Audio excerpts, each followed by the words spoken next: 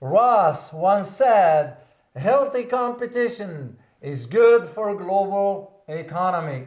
Keep this in mind as we discuss today the surprising news about Mexico wants to join BRICS and how that's going to impact the global economic order. My name is Dr. David Waralu. And my name is Dr. Ross Stewart. And you are watching Geopolitics in Conflict. Our show today is sponsored by Noble Gold. All right, Ross, what's going on? Well, I'll tell you, a whole lot's going on. Oh, by the way, your quote is right. You are absolutely correct. A healthy competition is good for the global economy. Actually, it's true. Yeah, except that politicians in Washington looking at it differently. They had to listen to me. I know. Well, today we're talking about Mexico and BRICS. Brazil, Mexico. No, BRICS. Brazil, Russia, India, China, and South Africa. Thank you. I got it right now. Yeah, I kind of know by now, because I keep talking about BRICS, it became drilled in my brain. Well, Mexico is really considering joining BRICS, and I assume that they'd be invited in if they really wanted to be there, because of a number of really important factors. You're absolutely correct, Russ. All the joking aside, Mexico is a strategic, not only locations, but also strategically will play a major role in really expanding BRICS in the Southern Hemisphere, especially in Latin America. You take a look at what is BRICS really about. And we have a number of things about growing economies. Yeah. And the importance of the interconnectedness of these developing countries. Yeah. Well, you look at Mexico economically. It is the second largest economy in Latin America after Brazil. Yeah. Argentina comes third, but Argentina is already applied for BRICS. But what makes Mexico very interesting is the geography of it. Oh, the boy. proximity to the U.S. That's, to me, what now raised a red flag in Washington. This is why you get what's his name? Senator Graham. Oh, Lindsey Graham. Yeah, the guy needs to retire. They've been too long in Congress. A word from our sponsors. Silver's appeal lies in its rarity and aesthetic worth, but its importance in today's economy and technology may surprise you. Silver is used in a wide variety of technological devices and renewable energy sources like solar panels. That's why securing your financial future with a silver IRA from Noble Gold Investments is such a brilliant idea. This month, every qualifying silver IRA of $20,000 or higher comes with a magnificent Silver Eagle Bullion coin. Visit geopoliticsgold.com to learn more. You can't go wrong with Noble Gold Investments. There is always risk in investments, and there's no guarantee of any kind. Well, anyone who's advocating military intervention into Mexico really needs to reconsider what they're talking about. Yeah. And as you pointed out earlier, once the U.S. military goes in someplace, oh yeah, they stay. They stay. But this one here, the politicians are saying, well, because we have to fight the war on drugs, which is a lie. You and I know it's a lie. How long have we been engaged in a war on drugs? It's forever. As long as I can remember. Yeah. It's not about that. You know what's at the heart of this? Is the fear that if Mexico moves forward with joining BRICS. That is what's at the heart. Here's the thing. The United States is realizing that the world is shifting. We just are in denial. There is a concept in psychology when somebody is in denial, right? What it looks like the US and collective West is in denial about the shift of the world from a unipolar to a multipolar setting. As we're researching this show, yeah, I come up with a list of countries that want to join BRICS. Let's hear it. If you have the name. Argentina, United Arab Emirates, Algeria, Egypt, Bahrain, Indonesia, Iran, Turkey, Saudi Arabia, and more. Kazakhstan, Indonesia. Yeah, I'm you're absolutely correct, Ross. It's now, like I said last time, this time around, this year, if BRICS does not play its strategic cards the right way, that's it. It's over. It's because BRICS has been around for now over a decade or so. So this is now the right time, in my opinion, the right circumstance for them to really, really impact the global economy. And they're going to have to figure out mechanisms by which to move forward. So to me, the concern about the United States, why it doesn't want Mexico, because of NAFTA, the North America Free Trade Agreement, which we, the Americans or the United States, has with Canada and Mexico. You know, all the flow of goods and all that. But can you imagine once Mexico joined BRICS, which means BRICS now will have access to this market because Mexico is part of it. You know, unless you're paying close attention to what BRICS is all about, you don't know that it has half the global population in its current membership. Yeah. It has 1/3 of the global gross domestic product. This is a big This is a big and important group of countries.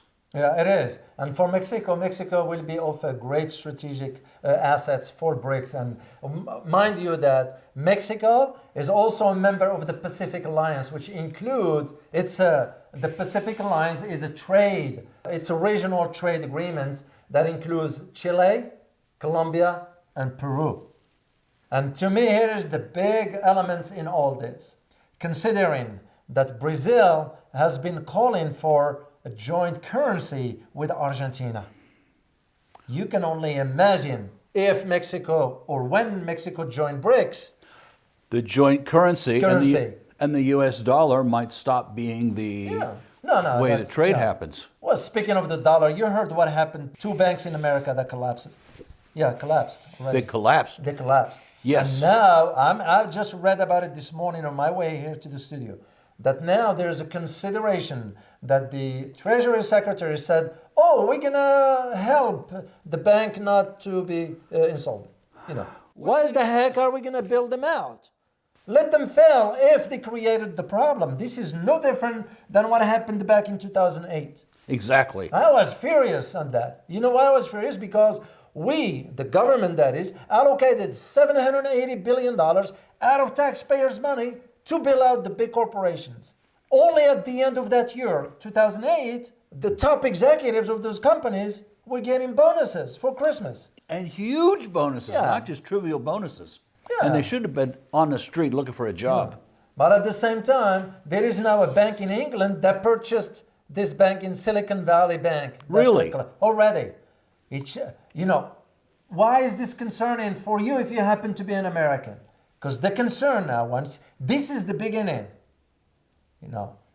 When the banks collapse like that, people cannot get their money. Where are they going to get their money? There are those who say, well, no. Those banks are insured under FDIC, the Federal Deposit Insurance Company, whatever. They have about $250,000. Right. But that's not the problem.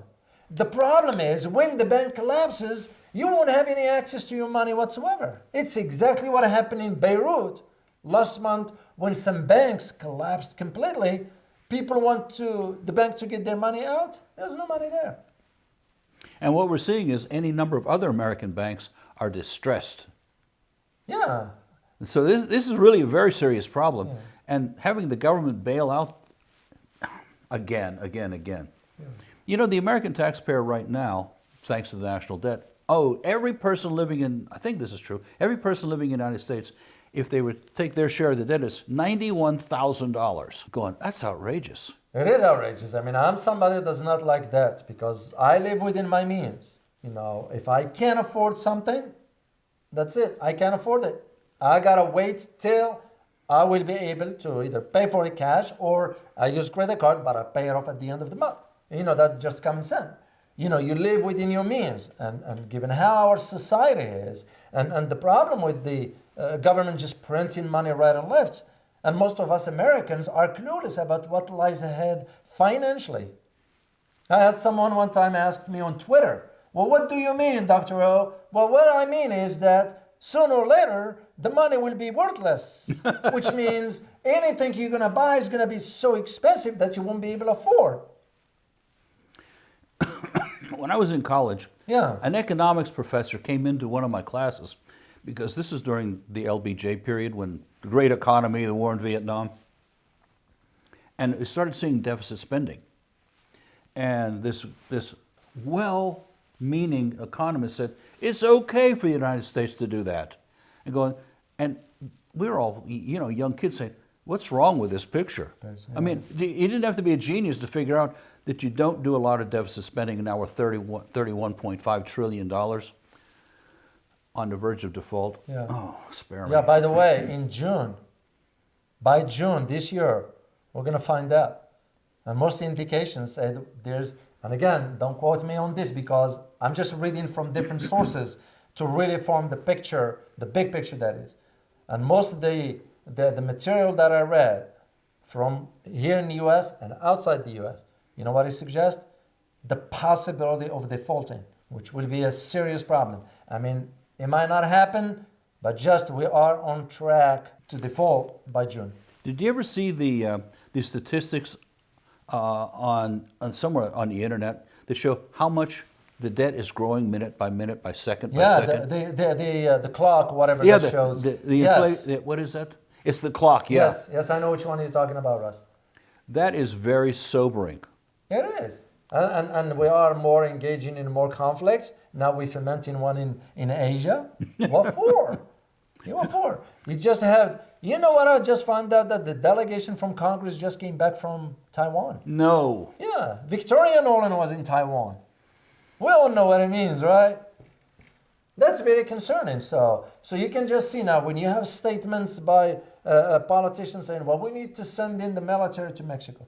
What do we think? Mexico's going to welcome us with open arms? They're going to fight back. I can hardly imagine the repercussions of sending our military into Mexico. Well, it just doesn't look good optics, But also, remember what we said last time, Ross? When an empire is declining, what are the signs? One of them is foreign interventions militarily. Yeah, and it becomes an ill-conceived policies. Failed policies, that is. That's basically what it is. So. As if we can control 120 million other people who have outrageous problems of their own. Yeah, and Mexico is very crucial to American economy. Oh, is it ever? Yeah, most of the companies have their plants and factories also in Mexico. They're not producing stuff here. So you cut off Mexico or you create problems, we will feel that here. All the prices of stuff will go up. This is why to those who argue, or maybe we sanction, it's like, no. You're talking nonsense. You can't just sanction countries right and left, because we're going to feel the impact. That's why I am convinced, Ross, there is no way we will sanction ever. We will ever sanction China. I don't think so, because we know what the consequences will be. Yeah. And that applies to Mexico as well. How much food, how many manufactured goods, on and on and on coming out of Mexico. Yeah, well, this is why we wanted to just highlight this topic, because it's a very, very important. I mean, I heard what Senator Graham said, and I was like shaking my head. Of course, you have to justify under the war on drugs, when in reality, there is a market for drugs here. Your drug use in America, it's nothing new. Look no further than what happened in the 70s. Who introduced drugs into Southern California back in the 70s? We know it was the government. Yeah, so let's just face it. It's the reality, is the truth. There is a big market for drugs and all that, but this is not about that. This is about Mexico expressing its intentions of applying for BRICS, and we know what it means. That's what's at the heart of this. Loss of U.S. influence internationally. Yeah, it is going that direction. It's been going that direction. But again, this is not just happened last year. This is the outcome of the last 30 years. A failed policies right and left. Like I always say, you got amateurs in Washington making decisions that impacts the country. Just take a look at the decline of Great Britain. Yeah. And their bullying tactics failed. Yeah. And it went from a world power to a small island. Yeah. And it's like no one's learning from that. Well, they're not paying attention to it, the powers that be, and we're seeing the United States spread everywhere, bullying tactics, and people resent it and fight back hard. And now we see BRICS with this many people applying, this many groups of countries applying for membership. You're absolutely correct. Loss of American influence. Bullying doesn't work long term. Well, speaking of UK or Britain, Britain needs to return the stolen gold to Venezuela and the gold that belongs to India. Oh. Yeah, they need to return that to the rightful owners. The central bank in England is sitting on that gold. Wow. That gold doesn't belong to them. They really need to do the right thing. But can we expect UK to do the right thing? No. No. I don't think so. No. I don't think so. So, any final thoughts to add to this, Ross, before we close it out? This is a tragic comedy. This is laughably stupid. Yeah, that's why I sent in the military.